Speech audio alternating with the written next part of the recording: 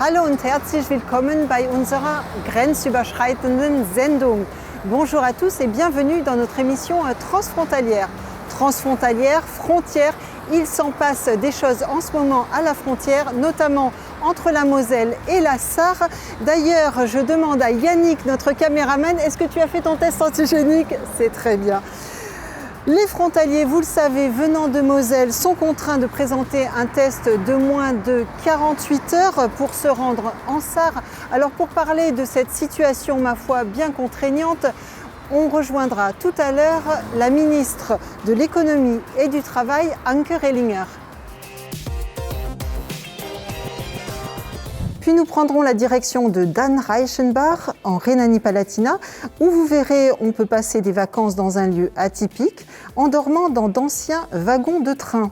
Si vous utilisez des lentilles de contact, vous savez peut-être qu'elles sont en libre service en Allemagne, ce qui n'est pas le cas en France. On fait le point. Puis on vous fera découvrir un festival de courts-métrages organisé par des étudiantes et étudiants allemands et français. Mais tout d'abord, notre invité ce mois-ci, il s'agit de Anke Rehlinger. Née le 6 avril 1976 à Wadern, elle est mariée et a un fils. Depuis 1998, Anke Rehlinger est membre du Parti social-démocrate, SPD. Depuis 2014, elle est ministre de l'économie, du travail, de l'énergie et des transports en Sarre. Guten Tag, Frau Rehlinger. Schönen guten Tag. Grenzpendler müssen sich alle 48 Stunden testen lassen. Kinder, die in Frankreich wohnen oder zum deutsch-französischen Gymnasium gehen, auch. Ist es nicht übertrieben? Sowohl das Testen als auch das Impfen, das sind momentan unsere besten Mittel, um die Pandemie zu bekämpfen. Und das natürlich unabhängig davon, auf welcher Seite der Grenze ich lebe, arbeite, in die Schule gehe oder eben auch meine Verwandten oder Freunde besuchen möchte. Insofern hatten wir auch bereits unabhängig von der Entscheidung und Einstufung durch die Bundesregierung hier mit unseren insbesondere Betrieben eine Vereinbarung getroffen, dass wir natürlich auch ein Stückchen berücksichtigend, dass die Inzidenzen noch auf der französischen Seite und vor allem auch der Anteil der brasilianischen Variante so hoch ist, ein besonderes Testregime aufsetzen. Insofern glaube ich, sollten wir zumindest beim Testen alle Möglichkeiten ausschöpfen, die wir haben, aber völlig unabhängig davon, vor allem, wo die Menschen herkommen. Also übertrieben, ja oder nein? Das Testen selber ist nicht übertrieben. Ich persönlich hätte dazu allerdings die Einstufung des RKIs und die verbindlichen Regelungen, die auch die Bundesregierung getroffen hat, nicht wirklich gebraucht, weil wir hier in einem guten Dialog in der Grenzregion auch waren und unser Signal auch an die Bundesregierung war, wir bekommen das hin. Und zwar gut nachbarschaftlich in Verantwortung für eine gesamte Region. Das Testen ist nicht unnötig, die Einstufung, ich persönlich hätte sie nicht gebraucht. Also Bundesregierung, eben Berlin entscheidet, das ist immer, was man oft hört im saarländischen Regierung. Ist es nicht manchmal ein einfacher Vorwand? Naja, unabhängig davon, ob einem diese Einstufung gefällt oder nicht, sie ist die Realität und insofern auch kein Vorwand, sondern der Rechtsrahmen, innerhalb dessen wir uns zu bewegen haben. Aber das Entscheidende ist, dass wir durchaus ja auch unsere Lehren gezogen haben aus der Art und Weise, wie wir das im Frühjahr gemacht haben. Und ich sage ganz ausdrücklich, wie es einige auch zu meinem Missfallen im Frühjahr auch angegangen haben, auch aus saarländischer Sicht, dass wir das eben jetzt anders machen, gemeinsam. Ein gemeinsames Testzentrum eingerichtet, zu versuchen, es mit unseren französischen Freunden hinzubekommen. Und für mich nach wie vor immer noch das Wichtigste, dass dieses Symbol auch von wieder heruntergelassenen Schlagbäumen nicht noch einmal die Bilder bestimmt, weil das ist nicht die Region der offenen Grenzen, in der ich gerne leben möchte. Und immerhin das konnte ja mit der Bundesregierung vereinbart werden, dass nur die Grenzen in einem Korridor durch Stichproben überprüft werden und nicht wieder Grenzübergänge zugemacht werden. Also die Grenzen sind geöffnet, aber sind die aktuellen Einreisebestimmungen nicht, also nach Deutschland, für Grenzpendler, sind sie nicht schlimmer eigentlich als eine Grenzschließung wie im März, April? Sie sind störend, weil wir sind die Grenzen Gott sei Dank nicht mehr gewohnt und wir leben ja sozusagen unsere Freizügigkeit wie kaum jemand anderes in Europa mit über 15.000 Grenzpendlern, mit vielen kulturellen, musischen, sportlichen Beziehungen, die wir über die Grenze hinweg auch pflegen. Insofern ist es lästig, das, was wir jetzt miteinander praktizieren müssen. Aber für mich ist nichts schlimmer als das, was im Frühjahr passiert ist, nämlich die Grenzen zuzumachen, noch einmal auch die Bundespolizei auch an der Grenze stehen zu haben und die Ausweispflicht, alles, was mit dazugehört. Ich habe das als sehr belastend empfunden und insofern jetzt ein bisschen besser, auch wenn es nicht schön ist. Also diese widersprüchliche Situation, die wir haben in Frankreich, zum Beispiel in der Mosel sind die Geschäfte geöffnet, hier erst seit ein paar Tagen wieder geöffnet. Diese widersprüchliche Situation, wie sehen Sie sie? Das ist natürlich für diejenigen, die hier leben und sich auch nicht immer informieren wollen, im Grunde genommen, was passiert dort, je nachdem, wo man sich hinbewegt, etwas, was man nicht gut nachvollziehen kann. Allerdings ist das ein Phänomen, das hat man nicht nur zwischen Deutschland und Frankreich, zwischen dem Departement und dem Saarland, sondern das haben wir ja schon zu unserem nächsten Bundesland innerhalb der Bundesrepublik Deutschland hin zu Rheinland-Pfalz. Das ist der schmale Grat zwischen, wir wollen natürlich möglichst viel einheitlich regeln, aber auf der anderen Seite haben wir eben auch unterschiedliche Entwicklungen in den Zahlen und wollen darauf wiederum auch flexibel reagieren können. Das immer richtig ausgewogen zu entscheiden, ist nicht ganz einfach und man kann sicherlich auch selbstkritisch sagen, es ist auch nicht jederzeit gleichermaßen gut gelungen. Flexibel bleiben. Nach einem Jahr Pandemie, welche Bilanz ziehen Sie? Die Pandemie hat mittlerweile tiefe Schleifspuren hinterlassen in der Gesellschaft, bei den einzelnen Menschen, bei den Kindern, bei den Familien, aber eben auch in der Wirtschaft. Es ist viel doch da im letzten Jahr davon gesprochen worden, dass sie dafür gesorgt hat, dass es einen Zusammenhalt in der Gesellschaft wieder stärker gibt, dass man sich unter die Arme greift. Ja, auch das hat es gegeben, aber ich finde, dieser Gedanke gerät jetzt zunehmend mehr unter Druck, je mehr die Menschen natürlich auch unter existenziellen Ängsten auch leiden, was ja sehr nachvollziehbar ist, nachdem jetzt so lange auch die Geschäfte zu sein mussten, die Gastronomie und die Hotellerie immer noch geschlossen ist, für diejenigen, die es betreiben, aber eben auch für die vielen, die einfach wieder rausgehen wollen, die sich mit den Freunden auch treffen wollen. Wir kommen jetzt langsam, glaube ich, an die Grenzen dessen, was man über einen bestimmten Zeitraum ertragen kann an Einschränkungen und auch Belastungen. Und deshalb muss man jetzt Erfolge erzielen beim Impfen und eben auch beim Testen, damit wir dafür sorgen, dass das Wettrennen zwischen Impfen und Mutation gewonnen wird. Ich glaube, das ist sozusagen die entscheidende Aufgabe. Dazu muss die Politik ihren Beitrag leisten, aber auch jeder Einzelne ist verantwortlich dafür, nicht sein kleines Schlupfloch zu suchen, sondern solidarisch zusammenzustehen. Vielen Dank, Frau Rehlinger. Alles Gute für die Zukunft. Herzlichen Dank, alles Gute und gute Gesundheit uns allen. Danke sehr.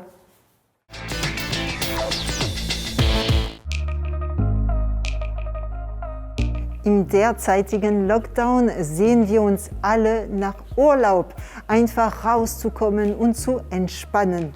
Sollten Reisen ins Ausland auch in den Sommerferien noch keine Option sein, leider können wir die Ferien auch mal anders verbracht werden.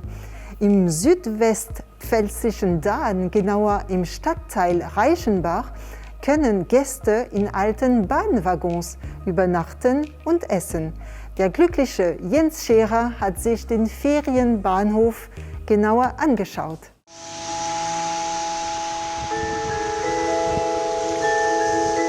À la mi-mars, en période de fermeture et de bruine, la station de vacances de Reichenbach est encore un peu endormie. Mais ici, on attend de pied ferme la bonne météo et la saison des vacances.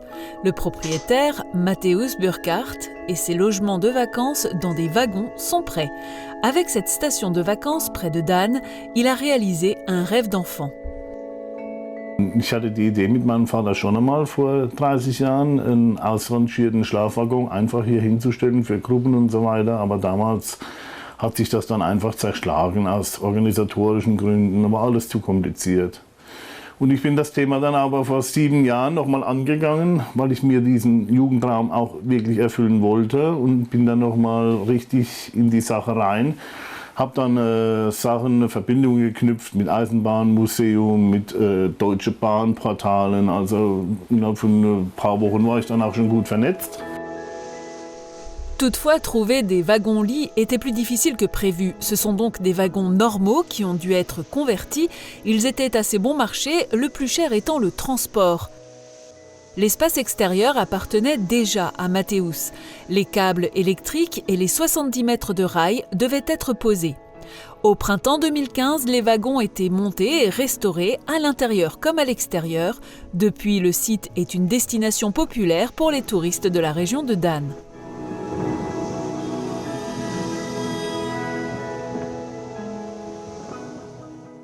Ja gut, die Gäste, nachdem sie gebucht haben und dann hier anreisen, normale Check-in, und dann bekommen sie ihre Schlüssel. Ich führe sie her, zeige ihnen alles. Dann haben sie gleich schon mal, wenn sie herkommen, schon einen Funkel in den Augen. Das ist immer wieder die Erfahrung, die ich mache. Und wenn die dann drin sind, dann sagen, ach toll, und dann zeige ich ihnen die Terrasse im Freien, dann im Schönen, im Sommer draußen sitzen. Die Leute können auch grillen. Hier im Waggon haben sie natürlich diese Sitzecke, die ich hier jetzt auch gerade sitze, und zum Essen, Spielen und was weiß ich. Kleiner Wohnbereich mit einer modernen Küche dabei. Dann 2 Schlafzimmer, der Waggon, deswegen also für 4 Personen. Meistens gebucht von Eltern, die im Doppelbett schlafen, und die Kinder dann im Stockbett. Die sind dann auch relativ begeistert, im Stockbett zu schlafen, nicht im Eisenbahnwaggon.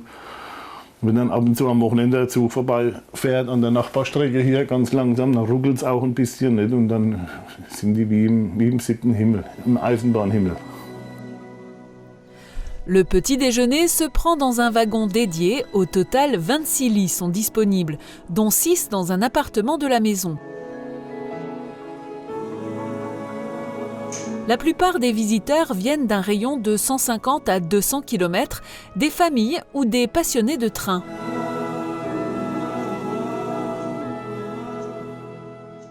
Frauenclubs, Männerclubs. Ich hatte mal einen Frauenclub, der hier war, nicht? Und 8 Wochen später sind dann Männer gekommen, weil die Frauen so geschwärmt haben. Also durchweg, Radfahrer, Motorradfahrer, fast nur Deutsche. Der internationale Markt wird auch langsam erschlossen.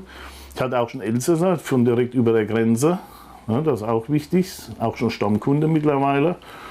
Und Holländer sind natürlich auch immer unterwegs. Ne? Was aussieht wie ein Wohnwagen, ist bestimmt auch immer schön. On est même venu d'Écosse et d'Angleterre. Le confinement actuel n'a pas encore frappé durement la station de vacances. De décembre à février, elle est de toute façon fermée. La période de Pâques sera une perte, mais Matthäus compte sur le rush de mai. L'été dernier, les wagons ont affiché complet jusqu'à l'automne. Matthäus Burkhardt envisage un projet d'extension sur le site avec la construction d'un hôtel.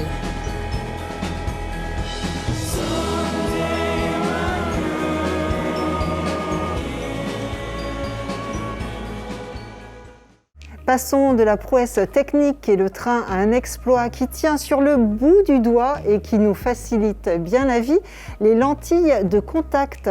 En France, elles sont prescrites sur ordonnance. Il est possible de les acheter chez un opticien ou en ligne, mais passez de l'autre côté de la frontière et vous en trouverez dans les grandes surfaces en libre service. Une différence étonnante que l'ophtalmologiste René Mély, basé à Saint-Avold, nous aide à comprendre. Un reportage d'Uradine Tozik et Marie-Morgane Lorenz. Je porte des lentilles depuis plusieurs années maintenant, mais j'ai toujours acheté ces produits chez mon opticien avec une ordonnance. Et là, cette fois-ci, j'ai voulu tester le libre-service en Allemagne pour me racheter une paire de lentilles mensuelles. D'ailleurs, pourquoi il y a cette différence entre nos deux pays? Réponse avec un spécialiste. C'est une question de législation. On estime qu'en France, la lentille, c'est un produit, un dispositif médical, et donc c'est en vente, comme les médicaments, par un professionnel uniquement. Alors, voyons voir ce qu'il y a dans ce rayon. Bon, j'ai l'impression qu'il y a le choix, mais il n'y a qu'une seule marque et ça n'a pas l'air d'être celle qui m'a été conseillée par mon spécialiste. J'ai un peu peur de faire des bêtises, de ne pas prendre la lentille qui m'est adaptée. Qu'en pense notre spécialiste? Mais en général, vous ne trouverez pas dans ces chaînes la lentille qu'on vous a prescrite. Alors là, ça demande déjà beaucoup de connaissances pour vérifier si la lentille qui est vendue sous un autre nom, c'est ce qu'on appelle des produits blancs, voir si cette lentille c'est exactement la même que celle qu'on vous a prescrite. Parce que moi, quand je prescris une lentille, j'examine à la lampe à fente, c'est-à-dire au microscope, si cette lentille, elle bouge suffisamment sur l'œil, si elle est bien centrée et si elle correspond à la forme de l'œil. Le problème, c'est que chaque lentille n'est pas identique. Chaque lentille a des matériaux différents, des rayons de courbure différents. Donc la lentille ne va pas se comporter de la même façon sur l'œil, même sur la boîte. Pour vous, ça sera la même chose. En fait, ça n'est pas forcément le même produit. Et seul un professionnel peut en juger. Comme beaucoup d'autres produits, les lentilles et les produits nettoyants sont beaucoup moins chers ici qu'en France. C'est très attractif, les prix franchement ça donne envie. Par contre, je ne suis pas sûre que ça soit remboursé comme en France. En Allemagne, vous n'avez quasiment pas de mutuelle. Donc vous avez d'une part les patients qui sont à la sécurité sociale, c'est la grande majorité des patients. Eux n'ont aucun remboursement pour leurs lentilles. Et ensuite, vous avez les patients qui ont une assurance privée. Ces gens-là ont des assurances privées qui couvrent l'achat des lentilles. Bon, pour conclure, si je devais me racheter des lentilles en libre service, ce serait pour dépanner une fois ou deux, mais pas sur du long terme. Ça reste une idée plutôt originale. En tout cas, quand il s'agit de santé, la France et l'Allemagne n'ont pas forcément la même vision des choses. Les salles de cinéma sont certes fermées en ce moment, aussi bien en France qu'en Allemagne malheureusement, mais cela n'empêche pas de se faire de temps à autre une petite toile sur son écran d'ordinateur ou de télévision. C'était le cas en janvier grâce aux Petits Claps. Les Petits Claps, c'est un festival franco-allemand de courts-métrages se déroulant à Metz. Depuis sa création en 2009, une soixantaine de réalisateurs a pu présenter leurs œuvres sous-titrées à chaque fois dans la langue partenaires. Ophélie Blechner et Audrey Lett ont rencontré les Petits Claps de la promotion 2021. Le Festival des Petits Claps joue la carte des solidarités citoyennes cette année. 12 courts-métrages, 6 français et 6 allemands. Appelés à réaliser ce festival dans le cadre de leur master, les étudiants franco-allemands en management de l'IAE de Metz, 3 de nationalité allemande, Andrea, Paulina et Sarah, et 3 de nationalité française. Yann, Louise et Lucille se sont attelés à la tâche. C'est vrai que j'ai été sensibilisée aussi quand j'étais petit, aussi par rapport au fait que je viens d'Angers. Il y a aussi un festival très connu là-bas qui s'appelle Festival Premier Plan. Et je voulais vraiment aussi voir comment ça se passe justement un festival, l'organisation et tout ça. J'avais pas particulièrement de domaine de prédilection, tous m'intéressaient. J'aimais tout autant le cinéma que l'art ou des choses comme ça. Et donc voilà, mais c'est une grande joie. J'aime beaucoup ce domaine, c'est passionnant, le monde du cinéma en soi. Et je suis surtout très contente de faire partie d'un projet qui finalement va avoir lieu vraiment cette année. Et même si c'est en ligne, on a appris énormément de nouvelles choses et de nouvelles compétences, quoi. C'est vrai que j'associe un peu le côté théâtre avec le côté cinéma, où on est dans le jeu, dans l'art dramatique, etc. Et du coup, voilà, le cinéma me passionne autant que le théâtre. Et j'ai toujours eu très très envie d'organiser ce festival, donc je suis vraiment très contente cette année. Présenté en distanciel, Covid oblige, le festival est au format tout en ligne avec le YouTube Live. Il a fallu retrousser les manches et mettre en œuvre de nouvelles compétences.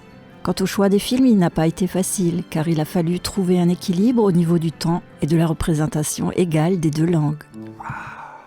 Le prix du jury est décerné cette année au court-métrage Vieux Revolver de Chane Couture, fille du célèbre chanteur français. Il suicide. Le suicide. Évidemment que j'y ai pensé. Fluss aufwärts de Pia Altenberger, une parabole sur un enfant au lendemain de la guerre, a reçu le premier prix du public. Sur le thème de la solidarité, les spectateurs ont été totalement conquis par la performance de ces deux artistes. Meiner Meinung nach kann man auch solidarisch gegenüber der Welt sein und mehr auf den Klimaschutz achten. Und ich meine, es hat auch mit Menschen zu tun, man ist dann solidarisch auch gegenüber der nächsten Generation. Als zweiten Punkt würde ich Toleranz nennen. Auch wenn man manchmal anderer Meinung ist, sei es mit Freunden, mit Kollegen oder mit kompletten Fremden, ist es wichtig, die andere Person nicht direkt zu verurteilen, sondern solidarisch halt einfach versuchen, sie zu verstehen. Solidarität bedeutet für mich, anderen Menschen zu helfen, die in einer schwierigen Situation sind. Und die Corona-Krise zum Beispiel hat sehr viel Solidarität gezeigt. Zum Beispiel die Nachbarschaftshilfen, die sich in den großen Städten organisiert haben, um den Menschen zu helfen, denen es am schlechtesten geht. Oder eben all die Leute, die zu Hause geblieben sind, um die Risikogruppen zu schützen. Oder die jungen Leute, die für die älteren Leute eingekauft haben.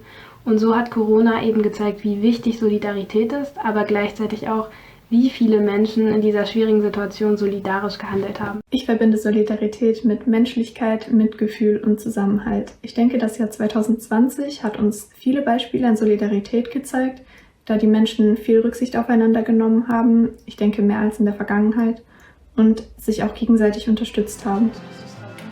De par la forme du festival qui a lieu cette année en ligne, un public de près de 230 connexions simultanées a pu être réuni. Preuve que le contexte sanitaire n'arrêtera pas la culture, l'art, le cinéma et notre cohésion européenne.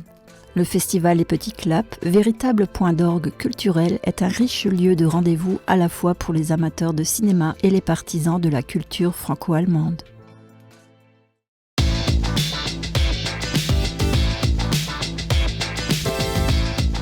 Et on sera bien entendu l'année prochaine au rendez-vous pour une nouvelle édition de ce festival.